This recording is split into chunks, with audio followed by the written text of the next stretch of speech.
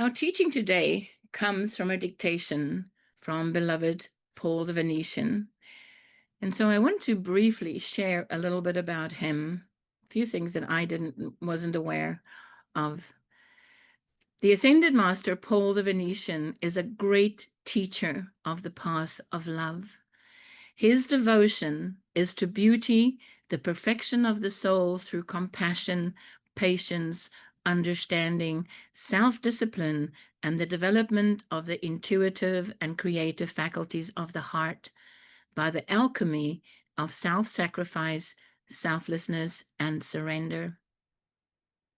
He initiates the heart chakra, and he trains us in the gift of the discerning of spirits, discerning good and evil, light and shadow, and the delicate nuances of all of our creations of beauty. Discernment is a real inner sensitivity to one another. Paul sponsors the Ascended Master culture of beauty and truth for this age and works with all artists, musicians, architects, designers, and craftsmen who desire to bring that culture forth on behalf of mankind. The culture of the Ascended Masters of light and beauty is the keystone in the pyramid of the Golden Age. The Ascended Masters have pointed out that it is through culture, music, drama, architecture, and art that mankind will respond to spiritual truths and the teachings of the Great White Brotherhood. Paul the Venetian's keynote is I Love You Truly by Carrie Jacobs Bond. Paul the Venetian's twin flame is the Ascended Lady Master Ruth Hawkins, the goddess of beauty. She ascended in 1995 at the age of 88 and serves with him at the Temple of the Sun. So today we gather around a theme that has burned in the hearts of prophets and poets and saints and masters from the beginning of time. Love, universal love. Not the fleeting sentiment we sometimes confuse with love, not mere attraction or affection or convenience, but love as the very matrix of creation.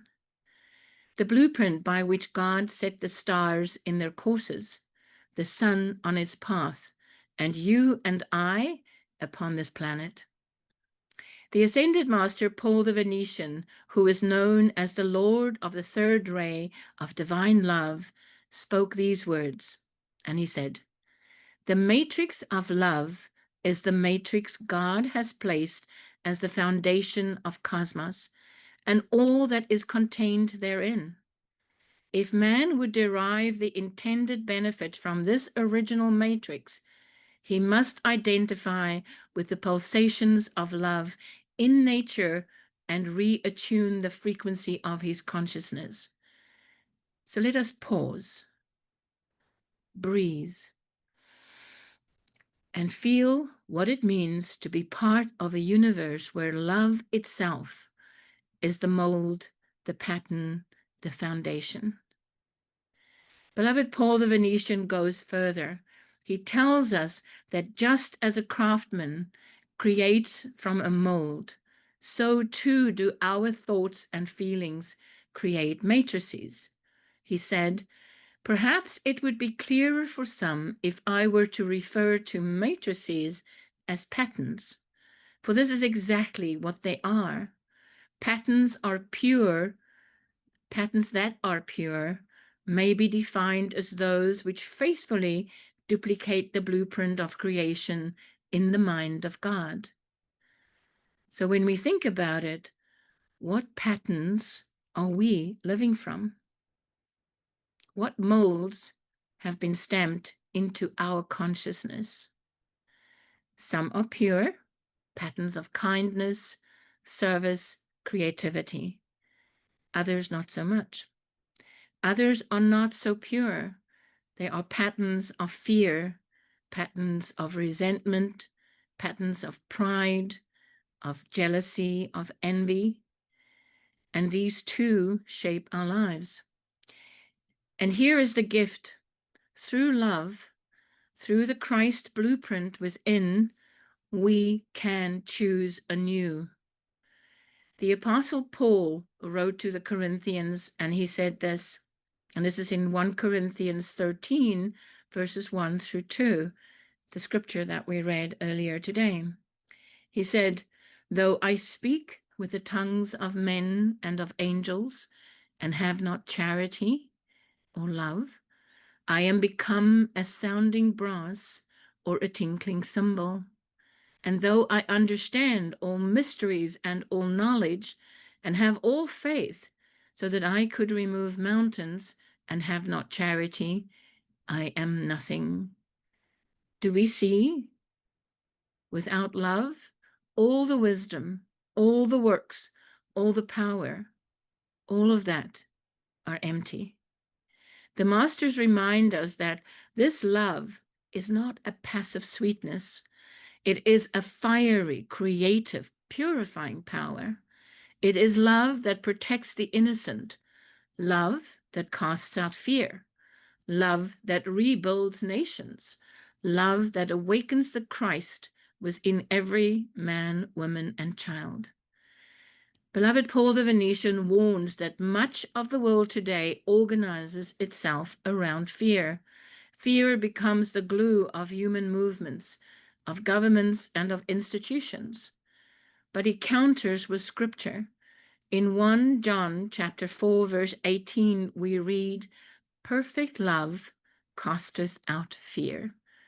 And beloved, Paul the Venetian explains it this way. He says, "Love is an all-consuming fire that does dispel all that fears. For fear is based on the fear to be, the fear of existence, the fear of taking a single step in life." And how true this is. Fear shrinks us, where love expands us. Fear binds us. Love liberates us. So the question again is, which matrix do we live from? Which pattern do we live from? Now, at the center of these teachings is the truth of Jesus as both the personal and the universal Christ. Beloved, Paul the Venetian explains it beautifully when he says this: "If we have eyes to see and ears to hear, we will find in Jesus not only the personal Christ, but also the impersonal God, the universal image of the Son of God." This means Jesus was more than a teacher. He was and is the embodiment of the very pattern of universal love. He is the matrix, the mold, the living archetype. The Apostle Paul said of him, "Who, being in the form of God, thought it not robbery to be equal with God, but made himself of no reputation, and became obedient unto death, even the death of the cross. Wherefore God also hath highly exalted him, and given him a name which is above every name." And that is from Philippians chapter 2, verses 6 through 9. So do we see Jesus as both the man of Galilee and the cosmic Christ? And when we do, we come to that realization that the same love which lived in him seeks to live in us. Beloved, Paul the Venetian continues, and he says, "The marvelous sense of freedom that comes to the individual when he begins to realize that he can create, that he is destined to be a co-creator with God, begets not only responsibility, but also the deep desire to meet that responsibility." We are artists. Beloved, Paul the Venetian tells us we are creators, co-creators with God. Everything that we do, every word we speak, every action we take, every act of kindness, every brushstroke of our lives adds to a canvas scene not only on earth, but also in heaven. And as beloved Paul the Venetian puts it, every act is a work of art, impressing upon the ethers either a magnificent design of virtue or jagged forms when done without grace or love. Let us then live as artists of love, scripters and sculptors of compassion, painters of kindness, musicians of joy. Beloved Gautama Buddha and Sanat Kumara remind us that each generation, each individual is brought to a choice. And beloved Sanat Kumara puts it this way. He says, I now do stand before every life stream upon earth, and I say to each and every one, choose you this day whom ye will serve. I demand the choice for right action, for love, for compassion. And this echoes Joshua's call in the Old Testament. In Joshua chapter 24, verse 15, we read, choose you this day whom you will serve. And who will we serve? Do we serve love? Do we serve the opposite of love? And then we can go to Christ's commandment when he said, love one another as I have loved you. Love one another as I have loved you. And I'll share just a personal story here. Of all the passages and the words in the New Testament from a very young age, these words by Jesus made the biggest impression on me and has stayed with me for as long as I have been in this existence, in this embodiment. Love one another as I have loved you. So we can go to the same question and ask ourselves, which matrix do we live from?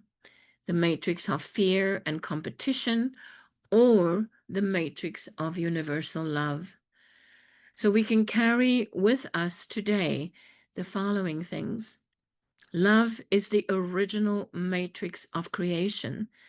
Love, as that original matrix of creation, is the blueprint of life itself. Love is a choice.